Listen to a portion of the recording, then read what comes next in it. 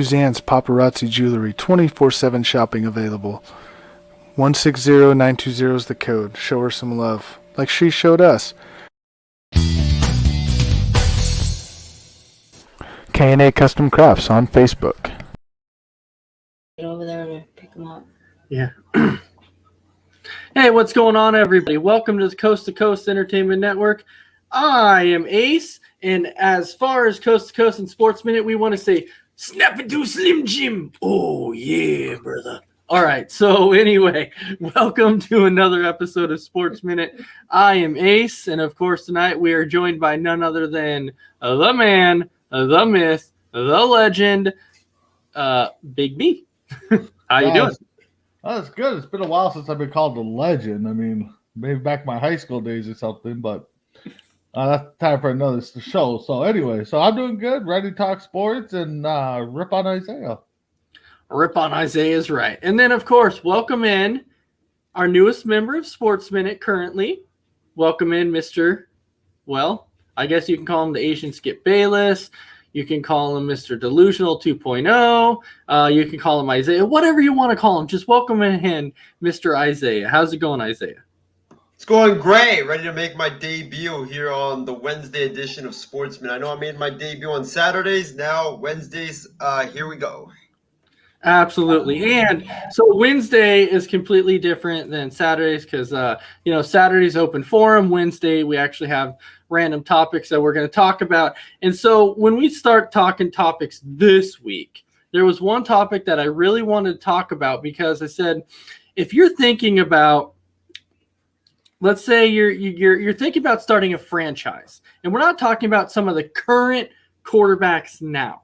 We're talking about retired quarterbacks. I'm going to give you three options, three names, and I want you to tell me, out of these three, how would you rank them, and which one would you start your franchise with first? And so, Big B, I'm going to go to you, and the three names I'm going to give you is Drew Brees, Dan Marino, John Elway. God, it's tough. When I saw you send out the list, I started thinking right away, and it's just like, all right, so these guys are going to be my franchise quarterback. I mean, 1, 2, and 3 is going to be tough. I mean, Breeze put up numbers. I mean, they all kind of put up pass numbers. So it's tough all around. I've always been a Marino fan, so I guess I would have to put him 1, and then Breeze 2, and then Elway 3. But it all depends on what I'm going to do later on who I would draft. So, but like I said, I've always been a Marino fan. He's done a lot with little to next to nobody. So, if you get a good running game, you probably go with Breeze, or you probably go with Elway or somebody. But if you got get some tight flight receivers, you can't go wrong with any three of these. So, I would have to say I'd go with Marino, I think. Yeah, and I think when you look at this, I think that this is where it's the more difficult one because you have to look at who had, better players on their team. And when you look at overall passing league, Dan Marino is pretty much the one who started it. Dan Marino is the one that made the NFL the passing league. It started with him. And he didn't have a lot of those big name receivers like you see now. He didn't really have a lot of those. So to me, this one was very hard too. But before I get to mine, Isaiah, I'm going to go to you. So out of the three names I gave you, how would you rank them and who would you start with? Well, for me, since I'm the youngest one on the panel, I'm probably going to go with Drew Brees, number 1, since I spent most of my life watching him play live. I didn't really have a chance to watch Elway or Marino live on television, so I don't really know a lot about those guys besides watching highlights of them on YouTube. And, you can't really you can't really paint the full picture when you're watching highlights on YouTube. So I'll say Drew Brees for me is my number 1, simply because, this guy is so poised. When he was in his prime, he could throw the football down the field really well. He was extraordinary at, coming back late in the game. Every time, like let's say you're down late, you need a touchdown or you need a field goal. Drew Brees, you can count on him all the time. So I'll go with Drew Brees as my number one. As far as Elway or Marino, I would say probably Marino at number two, because he was, like you said, Ace, he was a really great passer, and he really transitioned the NFL into the passing league that it is right now from what it was before, which was a running league. And then I'll go with John Elway at number three. Yeah, and that to me, like I said, man, that is like a very, very tough one. That one's really hard to know because, like, yeah, I was in the era of Drew Brees. I was later in the era of the era of Dan Marino, and I was kind of later in the era of John Elway, when John Elway actually won his Super Bowls. And so that's where it's kind of tough because Elway has those 3 Super Bowl wins. Drew Brees has the 1. And then when you look at it, on top of it, Marino has none. Now, Marino made a Super Bowl, but he never won it. But overall, he's the one who started this. And I know why you're saying Drew Brees because, he was kind of in your era. You were the one who saw Drew Brees play. But I'm going to ask you, did you ever actually get a chance to go back, watch any tape on Dan Marino, any tape on John Elway, or did you see them play at all? I didn't see them play live, but I did go back and watch like highlights of it. I know that John Elway, when given a chance to throw the football, he was really good at throwing the football. But like you said, like back then when he played, it was more of a running league. And with Dan Marino, I didn't really have a chance to watch him play a lot. When I did watch him play, like he was at that point of his career where he was, I think it was his last season in the NFL. So obviously, I'm not going to take that last season into consideration when I'm grading Dan Marino. But I just think, Drew Brees, I'm in like his era. And when I watched him play, he was kind of like my version of Joe Montana, like not Joe Montana specifically, but like how great he was out there on the football field. All right, so Christy Wilson is in here. She's saying, hey, guys. Ishmael is in here saying, what's up, guys? And then Christy Wilson also saying if she had to start a franchise, she would start with Drew Brees also. And I know this was a very tough topic, but I really had to throw this out there because I kind of wanted to see where everybody would go, because this to everybody has actually been a pretty tough debate. And this debate has come up before too.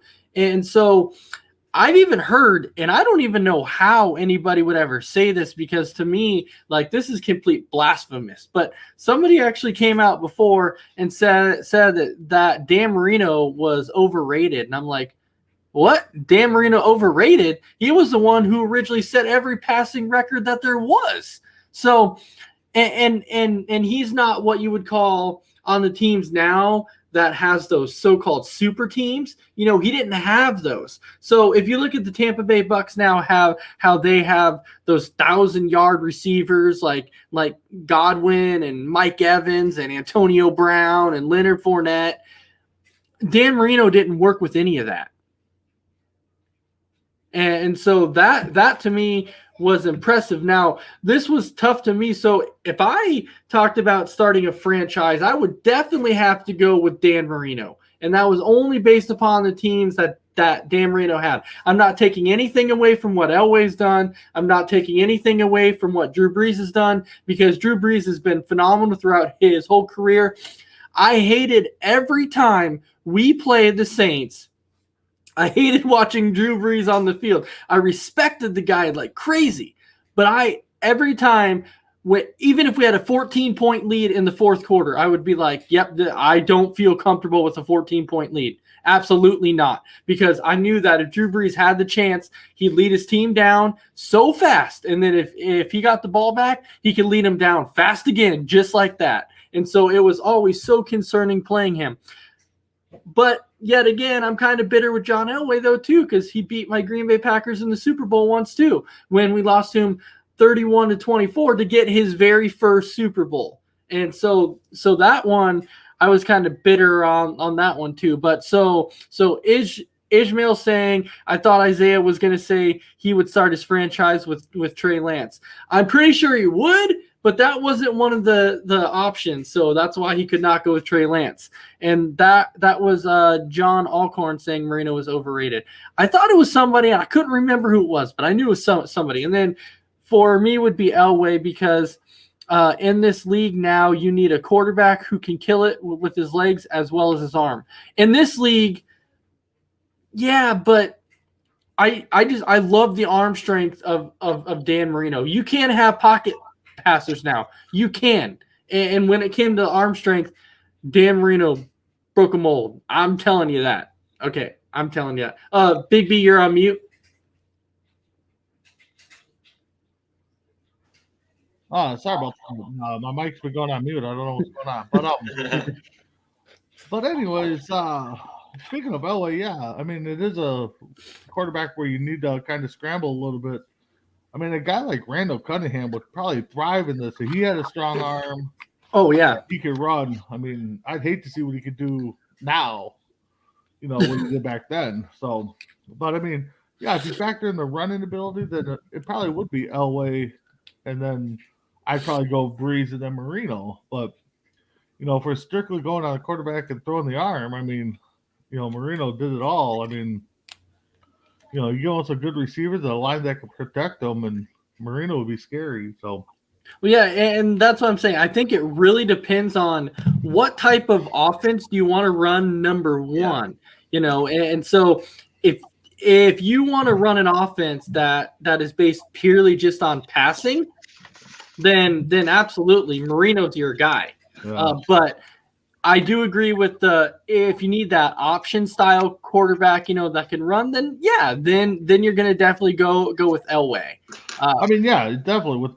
If I took my Vikings right now, I definitely take Elway over Marino. But if I took a team that could protect the quarterback like the Bucs, I'm taking Marino. So yeah. It really depends who you have, on your offensive line, your receivers, tight ends, running backs as well. Because with Elway, like Big B said, with his Vikings, I mean, I do the same thing with my Niners. I mean, I would take Elway because our line is trash. So you would need a quarterback that can run around, or else if you put Breeze in there, or if you put Marino in there, they're just going to be a sitting duck, and they're going to be hit like every single play. So it really depends on the supporting cast around your quarterback. All right, so Isaiah, you were not on here for this topic once when we did this, so I want to see where you would go with this, but we talked about, the quarterbacks for the 49ers that we had ranked, but I want to see which quarterback you would go over the other one. Obviously, for us, we had Joe Montana as the greatest 49er to ever play, and then the second one, we had Steve Young. Would that be your list also? Would you go Joe Montana 1 and Steve Young 2? Yes, that would be my list as well. That would be my list as well. And I'm probably gonna get a lot of flack for this, but honestly, a lot of people talk about Brady being the GOAT and stuff like that. I'm not gonna get into the GOAT, but honestly, I view Montana as the GOAT, to be honest with you, because I'm not talking about Super Bowl rings and all that stuff. Brady has that title, but I'm talking about the eras that they played in. The era that Brady plays in right now, it is super soft. I'm telling you, you just put your thumb on a quarterback and there's a flag getting thrown. But in the era that Montana played, with the stats that he was able to put up, when guys were gunning for his head, when when it was legal to take a quarterback up in the air and then toss him down like a rag doll, that Montana did all that. When it was dude, it was war. It was like a war zone out there on the football field. So that's why, whenever I talk to people about the GOAT, whether it's Brady versus Montana, I say it's Montana because of the era that he played in and also the situations that he had to overcome in order to put up those type of numbers. So, and I think Montana right now, if he played in today's era, I think he'd probably be up there in terms of stats wise with how soft the NFL has become in terms of hitting the quarterback. So yes, I'm going to go definitely Montana number 1. Steve Young, I would say, would be number 2 as well. The reason why I can't put Young over Montana is because of Young's short career, and it was due to injury. So Montana, I felt like he definitely had the longer career than Steve Young. So that's why I can't really put Young ahead of Joe Montana. All right, so I'm glad that you're agreeing with us too. So Nate is saying he wants to pick Elway, but he's going to go with Marino as well. And then he says he has a lot of love for Steve Young because he's the only BYU quarterback to win a Super Bowl. But we'll go ahead and jump into our next topic, which is talking about the ALCS. I did not put the NLCS in there yet because we only know one of the teams, and that's right, Isaiah. You're seeing it right now. The NLCS, the Atlanta Braves are going to the NLCS. So when you came out here and said that the Phillies were going to plant their pea on our field, guess what? Never happened because we're now going to the NLCS. So we're not talking about that because we're still waiting for the Giants or Dodgers. We don't know who's going to be their team. So we're going to hit on the ALCS. And so, Isaiah, I'm going to start with you on this one. What team do you have? Do you have the Astros or do you have the Red Sox? Wow. Honestly, I think this is going to go the distance. I really do. I think it's going to go like 6 or 7 games because these two teams are just really evenly matched. Great lineup from top to bottom, starting pitching. I would right now give it to the Red Sox, but they both have question marks in the starting rotation besides like the first 2 guys. And now McCullers apparently, I guess he's having some sort of elbow issue. So if he's out, that's a huge blow to the Astros. And in the bullpen, we don't really know the bullpen for both of these two teams. That's going to be a big question mark as well. You might have to see what the Nationals – you might get to see like what the Nationals did back in like 2018 when they won the World Series and having to use like Corbin and Strasburg and Scherzer late in ball games when they weren't even supposed to pitch, going like 2 to 3 innings to help get the bullpen late in the game. I think we'll see that with both of these two teams. I think the Red Sox could be pitching their starters late in the game. I think the Astros could be doing the same thing as well. But I think this series will go 6 or 7 games. And you know what? I'm going to give it to the Red Sox just because I just think the Astros right now, I know they're very talented, but the Astros, it seems like they had a couple of major injuries in that series against the Chicago White Sox with McCullers out. And the Red Sox, not only are they healthy, but it seems like there's some type of magic with this Boston Red Sox team. This Red Sox team wasn't even supposed to make the playoffs, much less go to the ALCS, and here they are. And now the Boston Red Sox, their lineup from top to bottom, guys are contributing. You have like the starting rotation getting much better. I just think the Boston Red Sox are the team of destiny this year, and I think that I would not be shocked if they win the World Series. I'm telling you this, though. Like, this is when we talked about this in our MLB Palooza on MI6. We were all saying how we didn't even have the Astros or Red Sox making it this far. This is the thing. This is why it shocked me that this is the ALCS. Boston versus Houston. I did not see this coming. I didn't. I thought it was going to be Chicago, and then I thought it was going to be Tampa Bay. Like, those are the two teams that I thought were going to be there. I did not expect the Red Sox to come out and beat the Rays 3-1. I did not see that. I did not expect Houston to come out and beat Chicago 3-1. That is what shocked me the most. And I'll tell you, the guy who's playing lights out in the playoffs right now for Boston is Kiki Hernandez, man. I don't know if you've seen it, but the dude's batting like a 440 in the postseason. It's like you can't get the guy out. You can't get him out. The guy has been absolutely just batting lights out. And so it would not shock me if Boston actually won the ALCS, only based upon nobody had them going this far. I don't think anybody, when they started to kind of nosedive, in the AL side, everyone's like, there's no way that they're going to make it. And they made it into the playoffs by the skin of their teeth, by winning their last game of the season. They were able to sneak into the playoffs, and then beating the Yankees in the play-in round, they were able to get in. And once you're in, you never know what happens. All it takes is for you to get hot. That's all it takes. If you become that hot team, you never know what can happen. And so I definitely think this is going to go the distance. I think it's going to go 7. And with the way it's looking right now, I just think it's going to be Boston. It would not surprise me if it's Boston with the way that Boston's playing. Houston has a few injuries on their side. That, I think, is what's going to cost them a little bit. But, Big B, I'm going to go to you. It's going to be a sweep. No, I don't know. I think it's going to be a good series. I prefer neither team to win. I rather have had my Twins in there, but they finished last, so we know where that went. I was hoping the White Sox would have pulled it out, but can't trust anybody from the Central, I guess. So I gotta go Boston. I think it's going to be a good series. Though it might go 7.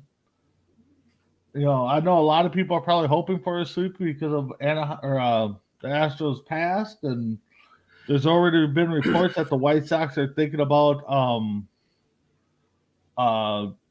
looking into them cheating, stealing signals again. So we'll see where that goes. But I'll take Boston in 6 games. You know what, though? This is what I've been wanting to say forever. Like, you see so many comments about people coming out here saying there's no way that Houston's not cheating, blah, blah, blah, blah, blah. Look, it's been like 3 or 4 years. Okay. Yep.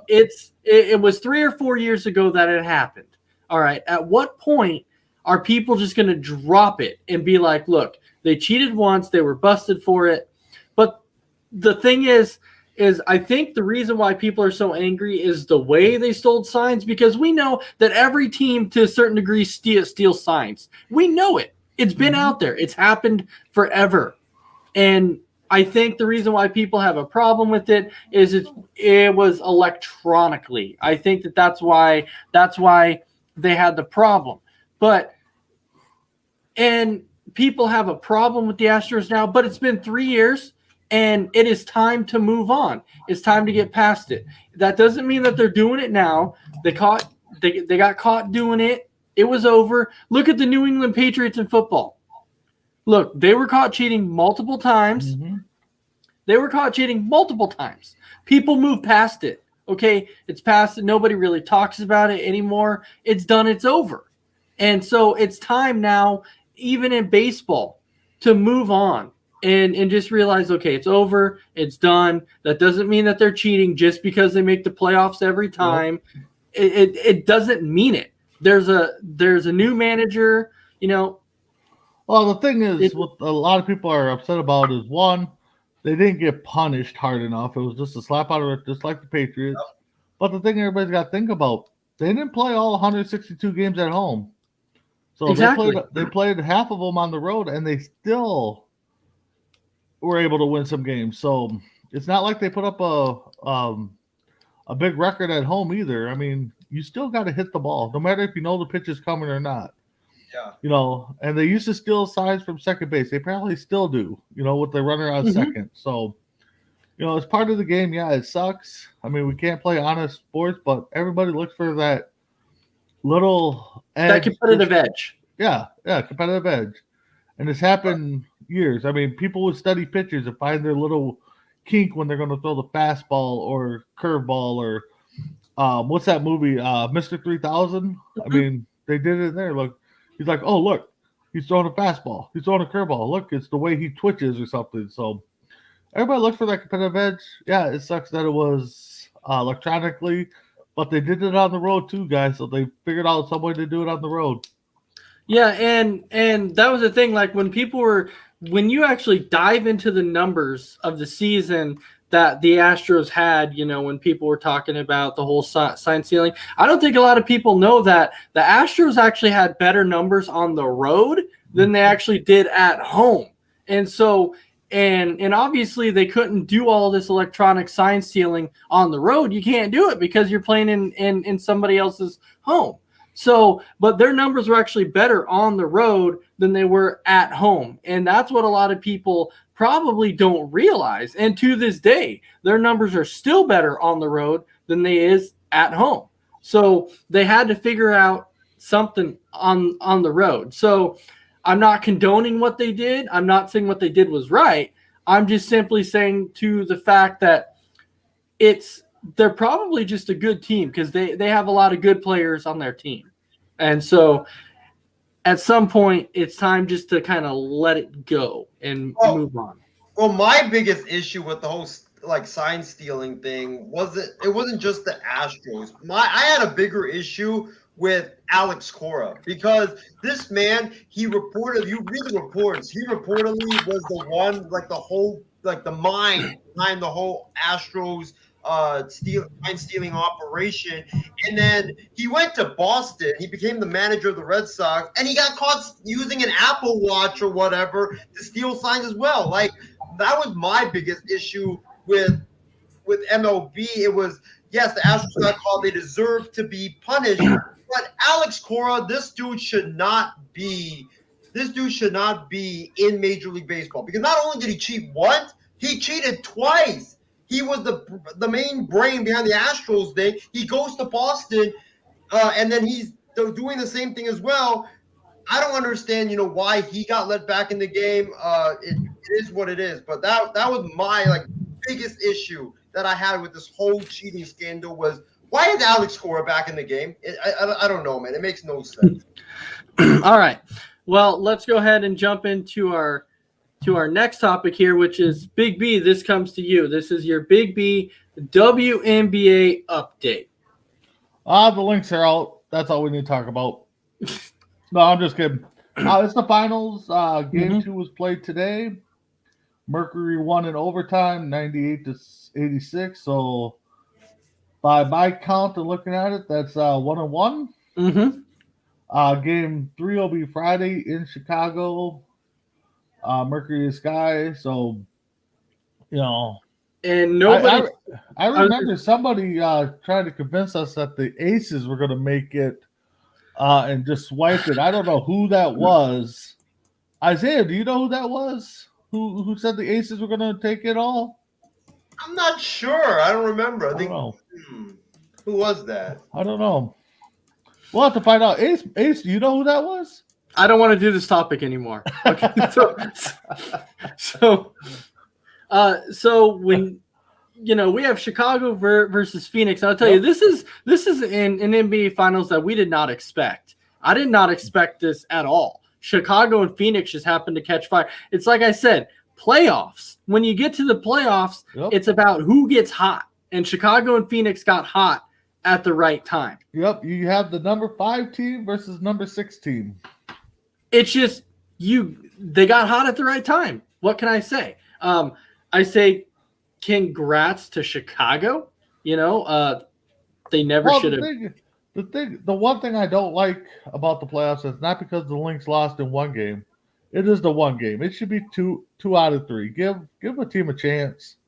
But like you said, props to Chicago, props to Phoenix for making it. They played their hearts out. Hey, let's go all the way with this. Let's take it to the game 7 or whatever they have. I don't know. It's either 5 or 7, but let's go all the way. It's and I really hope it does. When it came down to it, when the Aces didn't make the WNBA Finals, I said as long as we have a good finals, that's all I wanted. So if it goes the distance, I'm okay with that. I just didn't want, Chicago to come in and sweep Phoenix or Phoenix to come in and sweep Chicago. That's not what I wanted. Yeah. I wanted great play. And we're actually already seeing that. Yeah. As you can see, right now the finals are tied at 1. If I had to pick a winner right now, not being biased, I would take Chicago.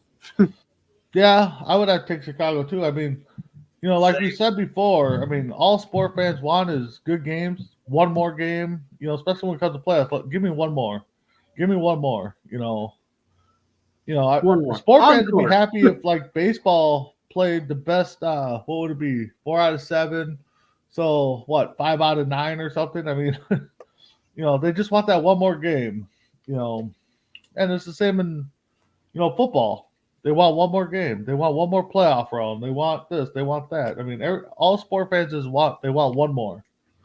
Well, the players don't want it, but The fans do. Well, yeah, because when you think about it, when you look at like the NHL, NBA, MLB, they all have like best of 7, right? Yep. And then you go to like NFL and they have 1. And it's like you play 1 and it's over. And so that's why people are saying, should it be more than 1? Should it be football? It has to be best of 1. I mean, yeah, you would think so. It only works like that. It really only works. They just want more teams in. They want more football action. I mean, that's what they want. I mean, but well, for a while, what they were talking about doing, not trying to get off topic here, but I think that this is a great topic to talk about too, along the lines of that, is that what they wanted to do was they wanted to take it and like remake the UFL, but they wanted to take it after the NFL season was over and then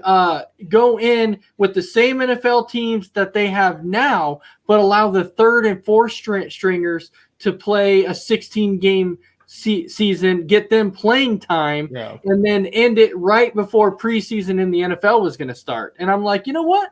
I think that would be pretty cool. I mean, because you would still see your teams. You would still see, like, you know, the Vikings, the 49ers, the Packers, and all them and stuff. But you would see your third and fourth stringers playing a full season and getting those guys actions. Yeah. So maybe not a full 16. Maybe I can see them do like a 10-game season in the off season or something like that for the third and fourth stringers. I mean, heck, we can go football 1 game a week for 52 weeks, and I think we all still be happy. I mean, it could be coast to coast with Isaiah at quarterback, and I think we might still be happy to watch a football game. I don't know. So play caller better. Play caller. Oh, yeah, I don't know if I want to see Isaiah on the football field. But anyway, so that means you get fired if we don't do good, because that's what you like. If the players don't do good, it's always on the coach, so you get fired. Okay. Yeah, so you know, Isaiah could be like on the football field and throw it right to a cornerback with no receiver around, and if Brandon's the coach, then Isaiah's like, that's not my fault. That's Brandon's fault because he called that play. It'd be like, no, Isaiah, you know what? We're talking this.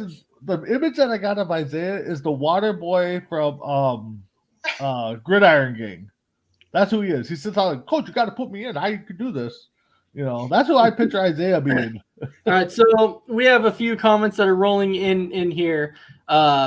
So Christy Wilson is saying, go Mercury. Randy Cox is now in here. He's saying, hey, guys. Ishmael saying Colin Sexton will win the MVP this season. Mark my words. That's a pretty bold prediction there. Like, that is bold. And then Christy Wilson is saying both teams are playing well in these finals. They are. Yep. Randy Cox saying the UFL. That's right. It's just something that they were talking about doing after the NFL season ended, or calling it like NFL 2.0 or whatever. But Ishmael, what are some bold predictions that you guys have for the upcoming NBA season? Some bold predictions. Woo! Timberwolves are going to make the playoffs. When does the season start? Next week? Yeah, the season starts next week. The first game, I believe, is like the 19th, I do believe. Let's see here. Yeah, it should be October 19th. So some bold predictions. And Isaiah's not going to like this one because he's like, I don't know what to say. But the Lakers will not be either the 1 seed, the 2 seed, the 3 seed, or the 4 seed. The Lakers are going to finish as a 5th seed or lower because of their AARP team. They're not going to be able to stay healthy throughout the season. And then you're going to hear a lot of complaining, being like, well, this is dumb. Our team was supposed to be better. And I'm like, well, yeah, but you signed an AARP team of like old time players. And so my prediction on that is that, you know, I think Phoenix is going to be good again. I think that they're going to be there. The Bucks, I think, are going to be right back again. They're still going to be good. I've got them there. I wanted to make a prediction about my Pistons, but I still can't do it. I want to say that somehow they're going to make it to a playing game, but I don't think that that's We're going not to going to happen. be last place. That's the prediction. No. Oh, here's the bold prediction, and it's because I like both teams. Chicago, Minnesota in the finals. Wow. Wow. I don't know who I'd go for. I got a good one for you guys. Uh-oh. Uh-oh. Cleveland Cavaliers will make the playoffs. But making the playoffs ain't nothing unless you're like the Pistons or Well, Yeah, not just the play-in game. They're actually going to get into a 7-game series. Woo. well, they start off against your Lakers on the 19th, so Who, Cleveland? oh, Cleveland. I'm sorry. No. I thought for some reason I don't know. I was messed up. Cleveland. Let's see who they start off with, but let's see here. Lakers, Warriors, Nets, Bucks. That'll be a good start up. Cleveland will start off against the Grizzlies. So, Well, that could be. Nets won't make the Eastern Conference Finals. That's a bold Isaiah or Wait, what'd you say? The Nets won't make the Eastern Conference Finals. the Nets won't. Won't. Have you seen what's going on with Kyrie? He's not even going to play this year. I get it, but that doesn't mean the Nets are gonna not go out and get somebody else. Like, Well, they don't have cap space, so that's the only issue. well, if Kyrie isn't there, they're gonna have cap space. So let's see here. So You got to think about that. Isaiah's Lakers will start off at home against the Warriors. That'll be a win for the Warriors. Timberwolves will start off at home against the Rockets. That should be a win for my team.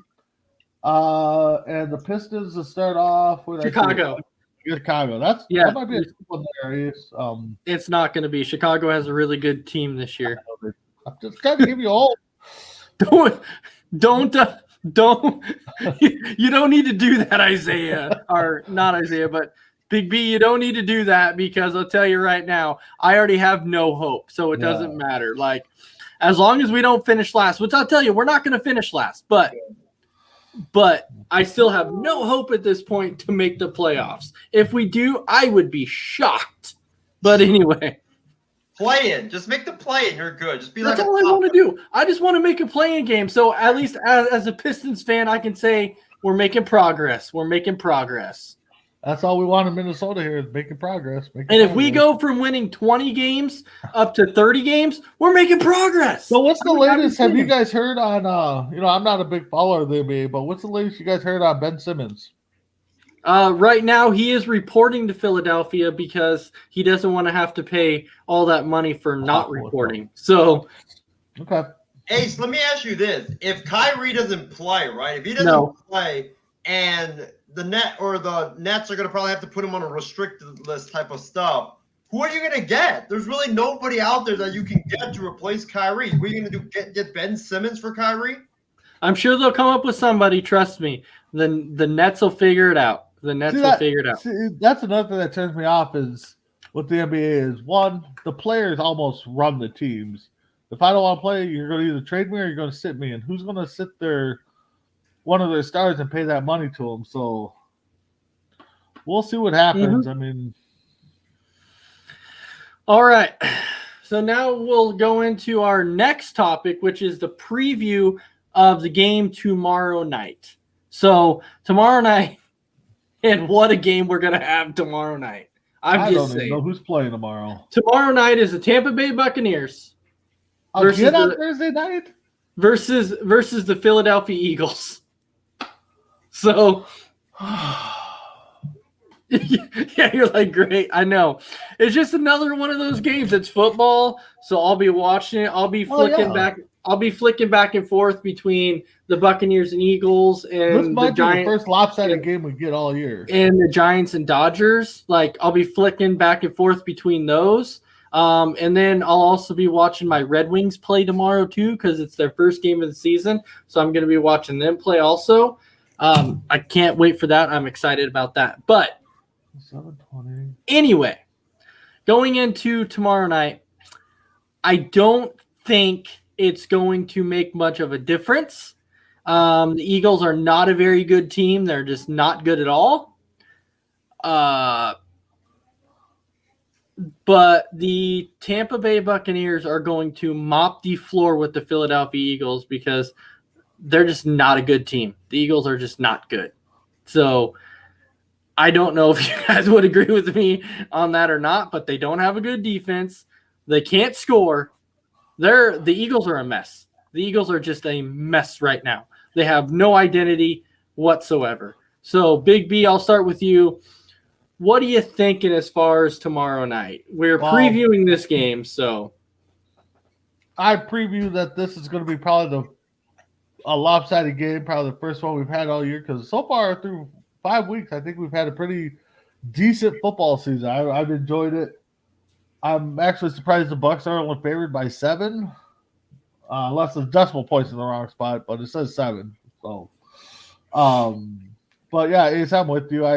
Eagles don't have a defense. If Bucs are asleep, they should still beat the Eagles. they should. I can't even think of a way that the Eagles could win this. I mean, I don't know. I mean, maybe Isaiah can come up with a way and we can fire a coach or something. I don't know. Well, so the way I've always said, the way to beat these like top echelon, high powered offenses, there's a few ways you're going to beat them. Number one is if you can keep their offense off the field. And the way you're going to do that is by running the football. If you can get the running game going, you're going to keep the other's offense off the field. And that's what you want to do. However, do the Eagles have a good enough running game is the thing to be able to keep the Buccaneers off the field, or basically anybody for that matter. And I'm saying they don't. They don't have a good enough running game. Miles Sanders this year is very underachieving. He hasn't been doing as well as everybody thought he was going to be. Yeah, Jalen Hurts, he's been very inconsistent this season. Reagor, their receiver that the Eagles have drafted, he hasn't done much of anything, and he was supposed to, and he hasn't. He's quick, I get it, but he hasn't done freaking anything. And so right now, and even Zach Ertz hasn't had a great year. Goddard has actually almost surpassed him on the depth chart because of how much of a step back Ertz has taken. So I don't trust this Eagles team at all, but I'm saying this is the one way that they're going to beat the Bucs is they're going to have to pound the football, pound it. But the thing is they can't. You're not going to pound it with when your leading rusher is your quarterback. I mean, exactly.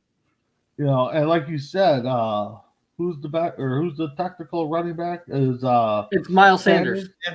Yeah, and he's only 40 yards behind Hurts in leading the team. So yeah, you can't pound the running back and only have you can't pound the running game if your quarterback's your leading rusher. So you're right. You can't. So that's why I'm saying I don't see a way tomorrow that the Eagles can beat them. I just don't. So that's why I can't believe it's only a 7-point game. Well, a lot of times in the NFL, though, you're not going to see them put a high difference because it's the NFL. And they say anything can happen, which I get it. I know it's the Eagles. But Isaiah, I know you want to say something about it, but I know there's not going to be really much to add to it, really. The only way that this game is going to be even remotely competitive is if I pick the Tampa Bay Buccaneers in our MI6C2C pick so that I can jinx the Buccaneers, and the Eagles probably will have, a little bit of a chance to be competitive in this game. But, this game, like you guys said, the Buccaneers are going to mop the floor with the Philadelphia Eagles. I would be surprised if the Eagles even keep it close in this game. Tampa Bay, they're just so strong offensively. They got the better quarterback. They got the better running back. Wide receivers, they got the better wide receivers. Offensive line, they got the better offensive line. Tight end, they got the better tight end. I mean, they're just better than the Philadelphia Eagles in every single category. So I really don't know how the Philadelphia Eagles will be able to even keep it competitive tomorrow night against the Buccaneers. I honestly don't know. Like I think, I'm trying to find a reason here to say maybe the Eagles can do this and then do that and then they maybe have a chance, but I can't even think of anything. That's how. I mean, the only thing that's going in the Eagles' favor right now is it's a short week and they didn't have to travel. Yeah, and they're at home. Yeah, they got That's the it. crowd. That's the only thing going for them right now. They better That's hope it. for some snow or something. I mean, I probably won't even be I'll be watching this game a little bit, but my attention will be focused on my Lakers tomorrow. I'm watching that preseason game against the Kings. That probably will be a more competitive game than the Eagles and Bucks, honestly. The preseason, right? You're gonna watch the AARP team against the over the Bucks game. Okay. Oh, we already got 5 people hurt. AARP? Exactly. We're telling you AARP. So when people are coming out saying, yeah, the Lakers are going to be good, I'm like, nope, because you guys are not going to be able to stay healthy. I would be shocked if you have half your roster left at the end of the season. Hey, watch out for Reeves, though. Watch out for him. He's a good young player. Could be the next Tyler Hero for the Lakers. Well, so he's what, 45 instead of 55? I mean, being that he's a young player? He's 23. Oh, He's 23. Okay. Well, Okay. So Randy Cox, don't be thanking him or telling him great sweatshirt because it's Beavers now, but a couple weeks ago it was the Ducks. So I'm just saying you can't. You really. So I don't even know who he's going for this week in college football. I mean, I don't even know at this point. Any team that plays Alabama, which is Mississippi State this week, so go Bulldogs. Well, Oh, good you luck got their with that. shirt too, or are you gonna go buy one? I mean, Maybe I'll get what's his name, Will, to get me one since he lives near there. Well, anyway, you're right. With this one, I mean, I think we touched upon pretty much everything we can touch upon in this one. I don't think the starters will be playing the whole game for the Bucks because I think when it comes down to the fourth quarter, I think it's going to be such a blowout. It isn't going to matter at that point. And so the Bucks are going to be like, yeah, let's rest our starters and just put in Blaine Gabbert, which is their backup, and put him in and. they could put Leftwich in at quarterback, who hasn't played in the league for how long, and probably still score. They could with that offense. How could you not? They're loaded on offense. Could they just take Brady out and just put Gabbert in for the whole game and make him? That would make it competitive. That's the only way it would be competitive. How do you think that would work?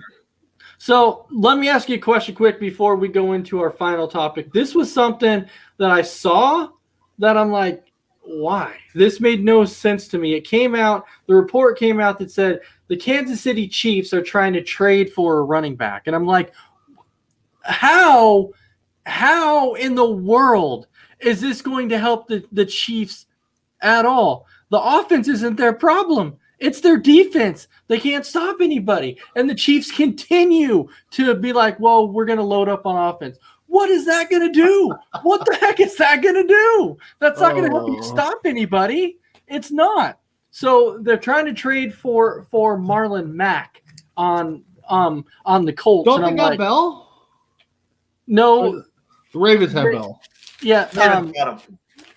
Yeah. So they want to trade for Mack. I'm like, so you got Josh Gordon. You're trying to trade for Mack. So you're going to have Edwards-Helaire when he's healthy again, which is just in a couple weeks. Yep. He'll be back.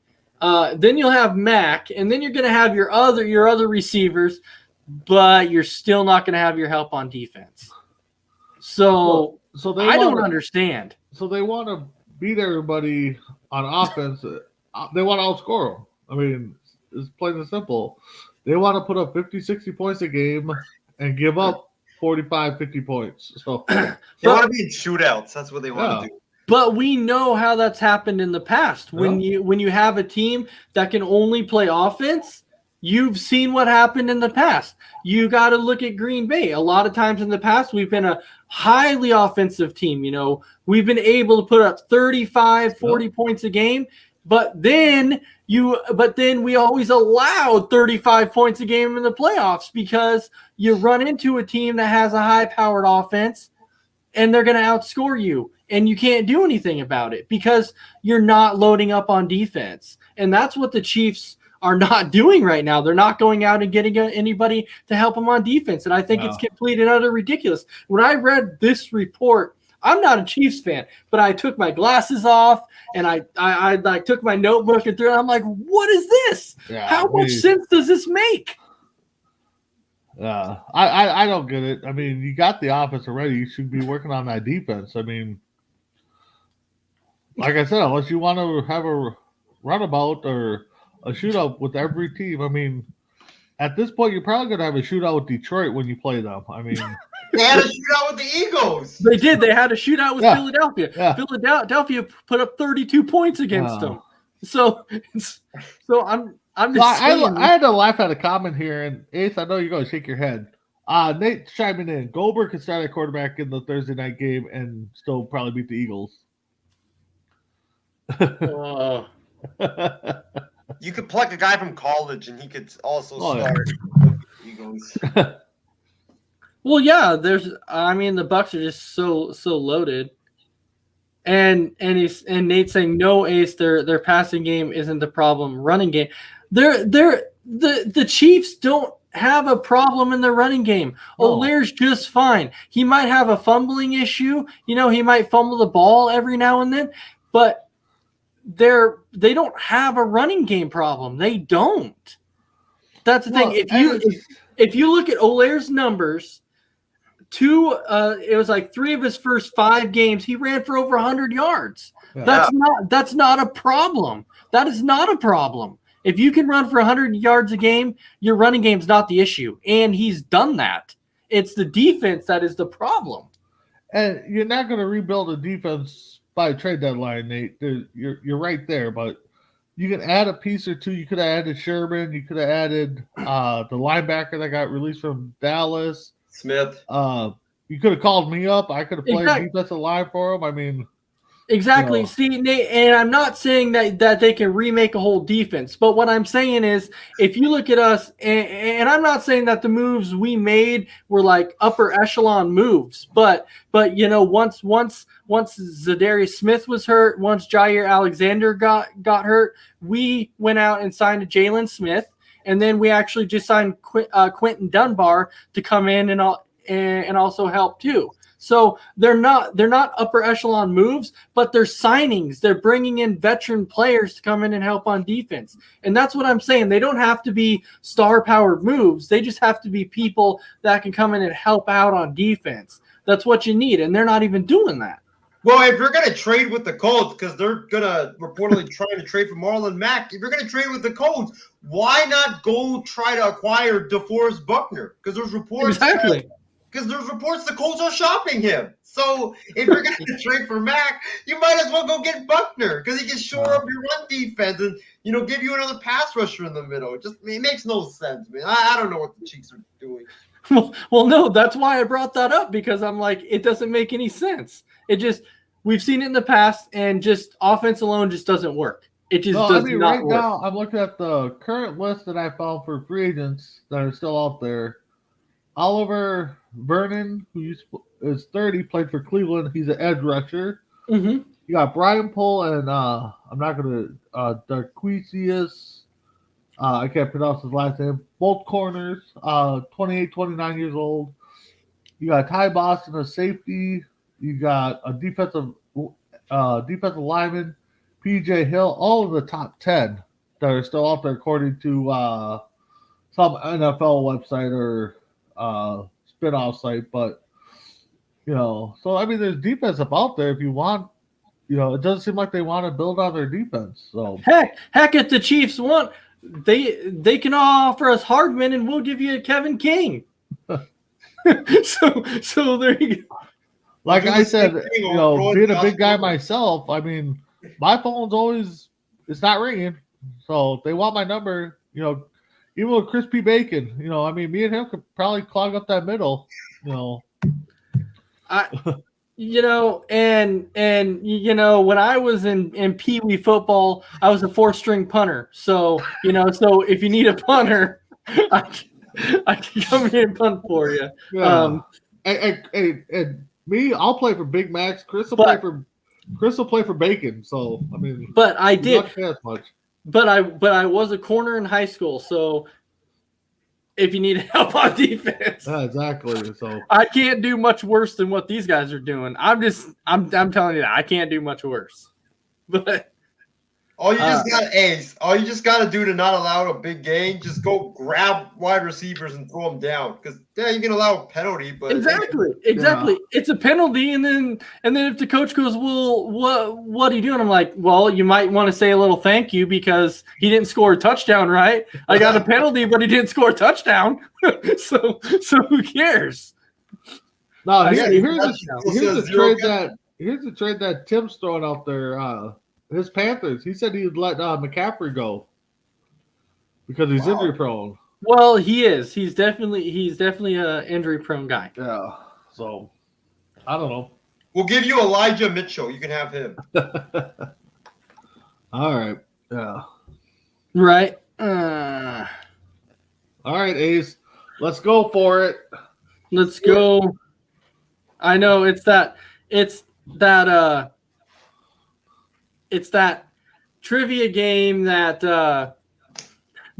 Isaiah's been waiting for. All right. Come I on. hope you know your soccer, Isaiah, because this is where it's going. Oh, All right. So who's going to go first? Does Isaiah or Brandon want to go first? We'll let the young kid go first. you're gonna let the rookie go first? Are you serious, man? Well, yeah, I called it. You know. All right. So, Isaiah, this one comes to you. So, the Patriots set a record in the Super Bowl with the most total team yards in a Super Bowl. How many yards did they have? Which Super Bowl was it, against the Rams or? No. Oh, I think I know this. It was against the Eagles, I do believe. Ooh, I know Tom Brady had like 500. I'll go with like 630. You were pretty dang close, man. Wow. Like, that was pretty dang close. As soon as he said that, I'm like, no freaking. Randy Cox, 2,000 yards? Whoa, what? Oh my God. If you got 2,000 yards in a game, holy cow. Oh my God. I want to get Randy and Isaiah on a trivia show, and So, Isaiah, the correct answer was actually 613. So you were Wow. pretty dang close. You were pretty dang I close. told you I'm good at sports trivia. I'm and not I, good and at I don't think Williams. the Eagles are too far off of that, because if I remember it, that was a high scoring. It was a very high scoring game. All right. So, of course, Big B would get this question. So it's easy. He won't miss this one. Yeah. Okay. Okay. In 2012 season, Adrian Peterson fell just 9 yards shy of whose all-time yard rushing record in a season? Oh, God. I didn't think you would miss this one. I seriously didn't think you would miss it. It's O.J. Simpson's. No.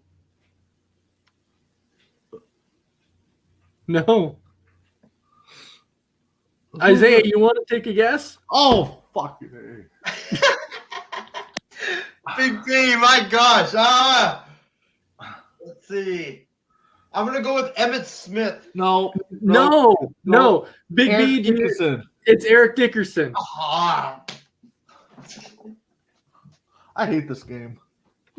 All right. So Isaiah, Peyton Manning joined the Broncos for the 2012 season. How many seasons did he play for the Colts?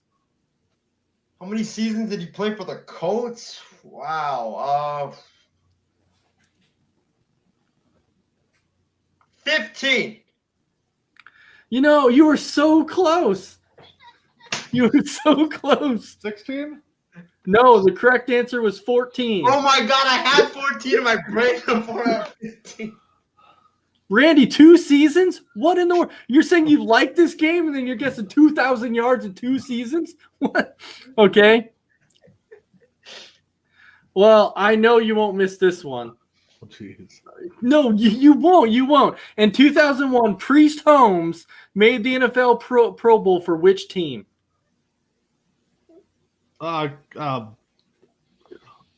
Kansas City. There you go. You got I was it. gonna say I can't think of another team he played for. Oh, all right. Here it is. Isaiah, and I know Big B, I know you'd want this one. What Minnesota Vikings player was the 2007 AP Offensive Rookie of the Year? 2007. Ooh. I'm going to go with Adrian Peterson because he played in the 2006 Fiesta Bowl. You got it right. Oh wow! I thought you knew that question too, Brandon. I figured you knew that question. All right. So this one comes to you, Big B. How many quarterbacks passed for 400 yards in week 1 of the 2018 NFL season? 2018, week 1. Yeah. All right, so there's 32 teams. Half of them probably didn't have a good quarterback. I'll go 10. You want to take a guess there, Isaiah? This was what, week 1? Yeah. I would say 5. You were close again. It was 3. Wow. It was 3. But Randy's out here saying 20. I mean, this dude's throwing out numbers that are freaking insane. That is crazy. 2018. 3 quarterbacks, huh? Rodgers, Brady, probably All right. Breeze. So we have 2 questions left each, and then that will wrap it up. All right. So, all right. So I believe this is Isaiah's question. Yep. So, Isaiah, who was the head coach of the Oakland Raiders for just 1 season in 2011? Ooh. Oh my God! I know there's 3 coaches that have been there for 1 year. Was it Tom Cable? That is not the correct answer.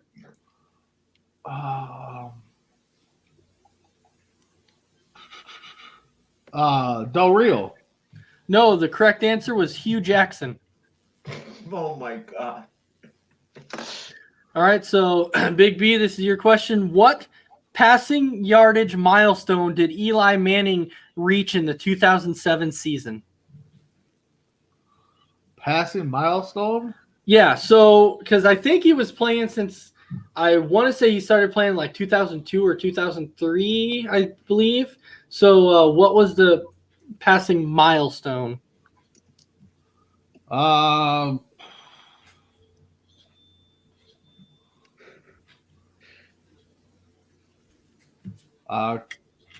Quick it? No, that wouldn't make sense. What was the year again, Ace? 2007. And he started 2003, so I think it was like 2003 or 2004 or something. maybe it is. somewhere. Maybe it's the fastest to 10,000 yards passing. Oh my gosh, you got the 10,000 yards right. Wow. you got it right. Oh my gosh. Wow, you got that right. He got the milestone of 10,000 career yards in 2007. Wow. It's a lottery ticket, Big B. Yeah, All right. okay. So Isaiah, your final question here. Big B's beating you 2-1. So you got to get this right. All right. What school did NFL quarterback Michael Vick attend? Oh, damn it. Because his brother Virginia Tech. Well, Yeah. What? What'd you say? Virginia Tech. Yeah, you got it right. You got it right. His Oh, brother you went tied there. it. You tied it. All right. All right. Big B, this is for the win right here. If it's not, it ends in a tie. All right. Where did 2017 NFL first round draft pick Myles Garrett play college football? Ooh.